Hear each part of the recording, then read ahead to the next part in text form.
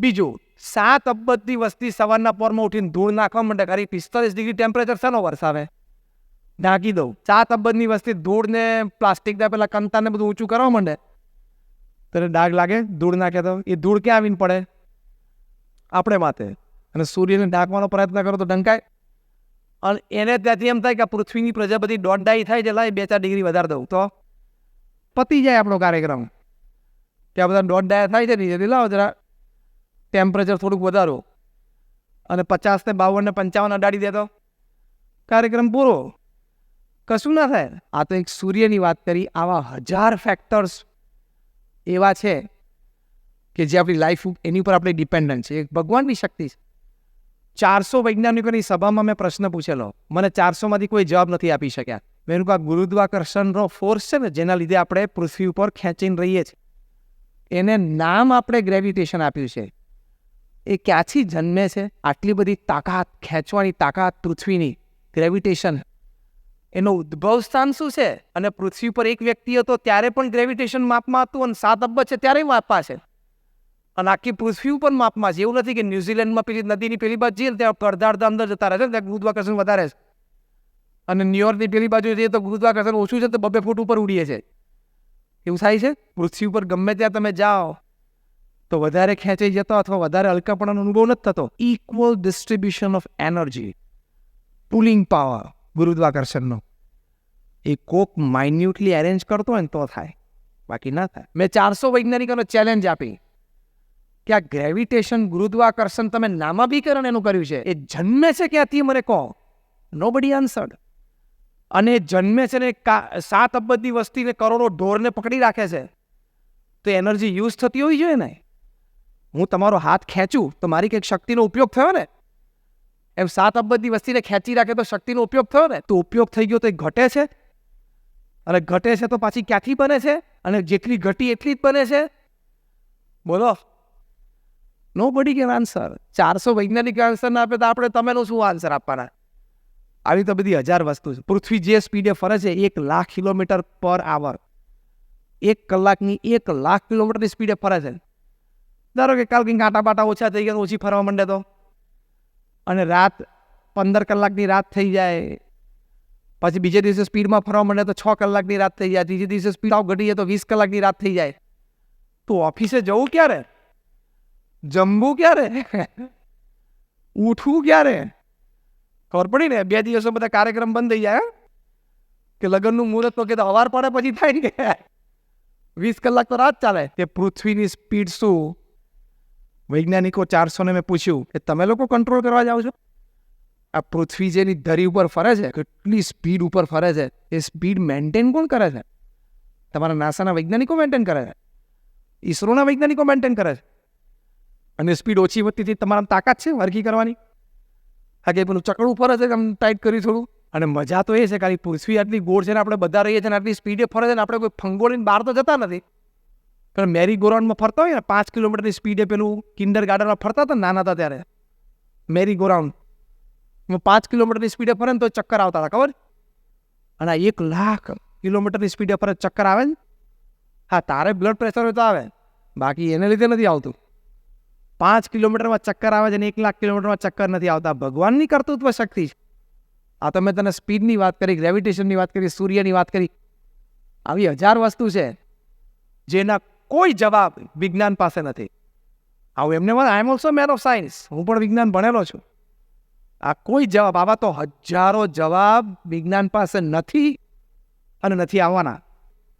એટલે વિજ્ઞાનની 2-3 વસ્તુ છે એટલે એમ નહીં સમજેલું કે વિજ્ઞાન મોટું થઈ ગયું. સુપર કોમ્પ્યુટર તમારી કરતાં વધારે કામ કરે છે કે નહીં? સુપર કોમ્પ્યુટર જાઓ, તમારી ઓફિસનું કોમ્પ્યુટર તમારી કરતાં વધારે કામ કરે છે કે નહીં? યાદશક્તિ એની વધારે કે ઓછી?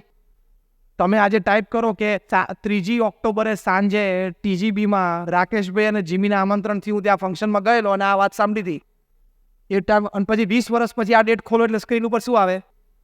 આવી જાય કે તરત યાદ? ગઈકાલ બપોર શું જમ્યા હતા બોલો તો? કોઈને શાક યાદ નથી ગઈકાલ બપોરનું, અને કોમ્પ્યુટર 20 વર્ષે યાદ રાખશે. એનો મતલબ કે કોમ્પ્યુટરની યાદશક્તિ આપણી કરતાં વધારે સારી, આપણી કરતાં વધારે સારું કામ કરે છે.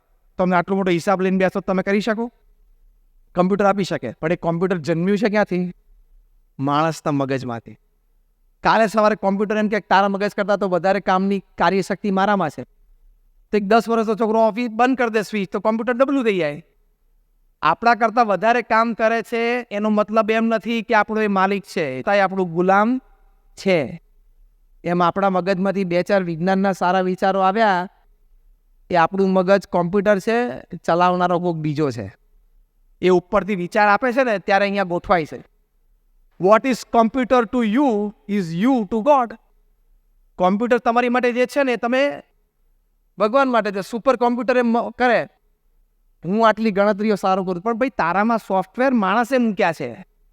એમ માણસ હિંમત કરે કે આ કામ મેં કર્યું, મેં ધંધો કર્યો ને મેં આ શોધ કરી, પણ એ ભગવાને ટાઈમે પ્રેરણા કરી. લોહી પણ ટાઈમે બની જશે. આપણી આંખે આપણે જોશું. અત્યારે બ્લડ ડોનેશન કેમ્પ કરવા પડે છે ને બધા બંધ થશે એક દિવસ. અત્યારે જે બધું છે એ બધું ક્યાં આપણે કલ્પના કરી હતી, આવ્યું ને. એમ એક દિવસ વૈજ્ઞાનિકો લેબોરેટરીમાં પણ બ્લડ બનાવશે, એની પણ તારીખ ભગવાને નક્કી કરી રાખી હશે કે આ તારીખ આ સમયે આ દેશનો આ વૈજ્ઞાનિક લોહી બનાવશે. એટલે એમ નહીં માનો કે લોહી તો નક્કી કરેલા સિસ્ટમ પ્રમાણે ચાલે છે, કઠપુતલી પ્રમાણે. ભગવાન કરતા હતા છે. અને જો એ ના હોય તો અહીં બેઠેલા કોઈ છાતી ઠોકીને કહી શકે કાલ સવારે હું ઉઠવાનો છું? લાલજીભાઈ બોલો. અહીં બેઠેલા કોઈ પણ વ્યક્તિ એમ બોલો કે કાલે સવારે ચોક્કસ હું ઉઠું. રાત્રે લોકો સૂઈ જ ગળા ઉઠતા જ નથી. હા, કાર્યક્રમ પૂરો. સવારે ઉઠવાનું આપણું ઠેકાણું ઘણા ઉત્તર દક્ષિણ સૂતા અને પૂર્વ પશ્ચિમ ઉઠે છે. રાત્રે સુવાનું ભાન નથી હોતું. એટલે આપણા હાથની એ વાત નથી. અમારા ગુણાત્યાન સાંઈ કીધું કે રાત્રે ઊંઘમાં જવું હોય તો પણ ભગવાન મોકલે છે અને જગાડે છે પણ ભગવાન, બાકી ઘણા નથી જાગતા. એટલે ભગવાનની શક્તિથી કામ ચાલે છે. એટલે એ ભગવાનમાં શ્રદ્ધા રાખવી. એ રાખશો ને તો જીવનમાં પ્રશ્ન આવશે ને એમાં ભગવાનની ઈચ્છા મનાશે ને પછી સ્ટ્રેસ નહીં આવે. ભગવાનમાં શ્રદ્ધા છે તો એ દુઃખ તો આવે. હા, પ્રારબ્ધ અને કર્મ પ્રમાણે. તમે પ્રગટાવેલી અગ્નિમાં પણ તમે હાથ નાખો તો હાથ સળગે ખરો. એટલે કદાચ ભગવાનમાં શ્રદ્ધા હોય તો એ પ્રારબ્ધ અને કર્મથી દુઃખ આવે, પણ એ દુઃખ તમને સ્પર્શી શકે, તમને તણાવ સ્ટ્રેસ લાવી શકે. એક છેલ્લો પ્રસંગ કહીને પૂરું કરું. અમારા નિષ્ઠાવાન હરિભક્ત હતા ભગવાનજીભાઈ માંડવિયા, કેનેડામાં. એમને 38 વર્ષની ઉંમરે લ્યુકેમિયા બ્લડ કેન્સર થયું. આખા કેનેડા ગુજરાતી સમાજના પ્રમુખ હતા. અને કેનેડામાં કોઈ પણ દેશના રાષ્ટ્રપતિ કે પ્રધાનમંત્રી આવે તો એના માનમાં કેનેડાના પ્રાઇમ મિનિસ્ટર જે ભોજન સમારંભ યોજે એમાં ભગવાનજીભાઈને આમંત્રણ હોય. આવી પ્રતિષ્ઠિત વ્યક્તિ અમારા સત્સંગ મંડળના પણ એ પ્રમુખ હતા. અને પ્રમુખ સાંઈ મહારાજની કેનેડા પાર્લામેન્ટમાં ભવ્ય સન્માન પધરામણી થઈ, એ પણ એમણે ગોઠવેલી. અને જ્યારે એ થયું ત્યારે એ તો પોતે પથારીવશ હતા હોસ્પિટલમાં. અને 3-4 કોર્ડલેસ ફોનથી આખી પાર્લામેન્ટનું સેશને કંટ્રોલ કરતા હતા હોસ્પિટલમાં. આવા બાહોશ માણસ. એણે કોઈ વ્યક્તિ એમને કોકે કહ્યું કે તમે ભગવાનમાં આટલી શ્રદ્ધા રાખી તો તમને 38 વર્ષની ઉંમરે કેન્સર આવ્યું. ત્યારે એમણે શું કહ્યું કે શરીર પડવાની તો કોઈ પણ રીત છે.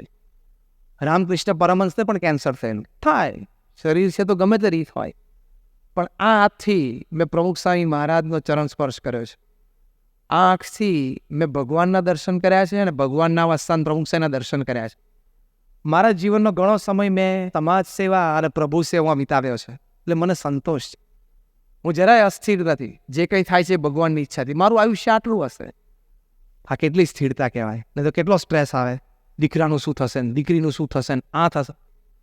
એટલે ભગવાનમાં શ્રદ્ધા હશે તો ભગવાનનું કર્તૃત્વ મનાશે, ભગવાનની કર્તા શક્તિ મનાશે.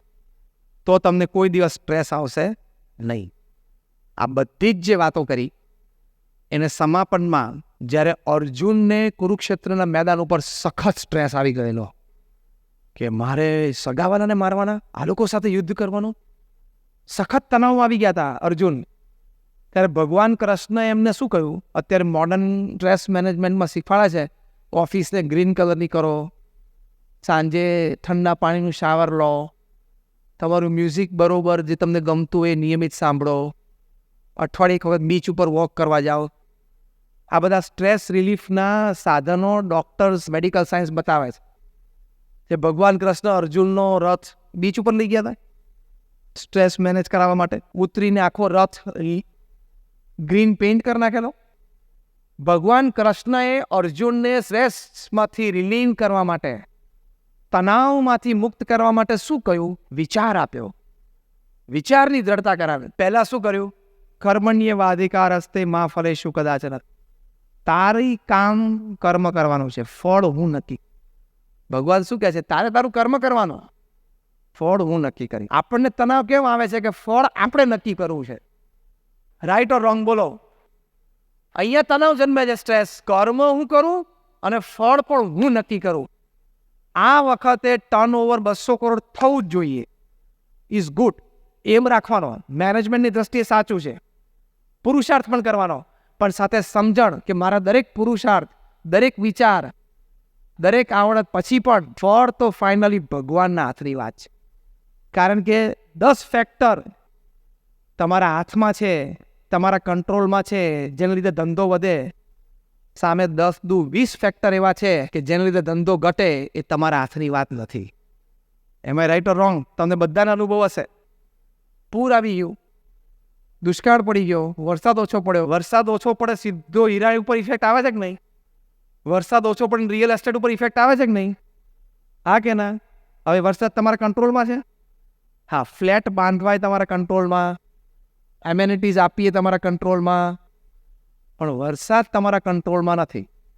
અને રિયલ એસ્ટેટ અને હીરા એ બંને કેટલો બધો આધાર રાખે છે વરસાદ ઉપર. હા કે ના? બોલો બરોબર, એટલે ખબર પડે. તો એ ફેક્ટર ક્યાં તમારા કંટ્રોલમાં છે? એ ફેક્ટર કંટ્રોલમાં પછી શું કામ તણાવ લાવવાનું? એટલે સમજી રાખવાનું. If there are 10 factors you can control and grow your business, there are 20 factors which control you and can reduce your business. એટલે કર્મ કરવાનું, પુરુષાર્થ કરવાનો, જે કંઈ આવડત હોશિયારીઓ બધા લગાડી દેવાના, પણ સમજવાનું અને વિચાર દ્રઢ એ રાખવાનો.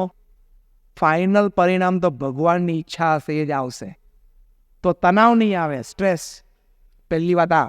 બીજું, ભગવાન કૃષ્ણએ કહ્યું કે મન મના ભવ. તું તારું મન છે ને એ મારા. એટલે કે શું? તારા જીવનમાં જે કોઈ પ્રસંગો બને છે ને મારી ઈચ્છાથી બને છે, એમ તું માન, તો તને સ્ટ્રેસ નહીં આવે. અને ત્રીજું કહ્યું કે જે આત્મા માને છે પોતાની જાતને કે હું આ શરીર નથી, હું આત્મા છું, મારા તો અનંત જન્મ થઈ ગયા. ભગવાન કૃષ્ણે કીધું મારા અંતર અનંત જન્મ થઈ ગયા.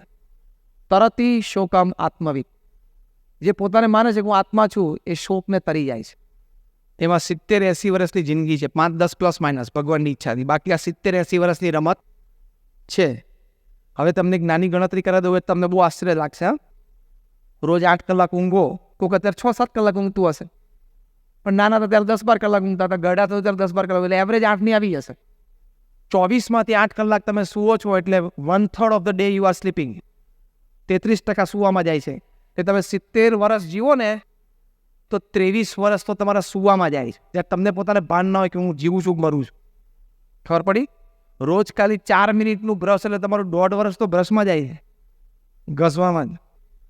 આવી બધી ગણતરી કરો ને, તો છેલ્લે 70માંથી 12 વર્ષ ઊભા રહે છે ધંધા, નોકરી, આના માટે. એમાં તું શું વળી તોડી લેવાનો? દેશી ભાષામાં કહું છું, એમાં તું શું બધી કેરીઓ આંબામાંથી તોડી લેવાનો અને કેરીઓ ઉતારી લેવાનો? એમાં કે થોડે આંબામાંથી કેરીઓ બધી તોડી લેવાના છીએ અને ભેગી કરીને જતા રહેવાના? કશું લઈ નથી જવાના. આટલો ટાઈમ છે, કોઈ ખોટી હોશિયારી મારવાની જરૂર નથી.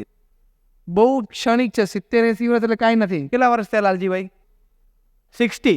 60 કેવી રીતે આમ પસાર થઈ ગયા ઝડપમાં, કંઈ ખબર પડી? 60 આઈને ઊભા રહ્યા કે નહીં?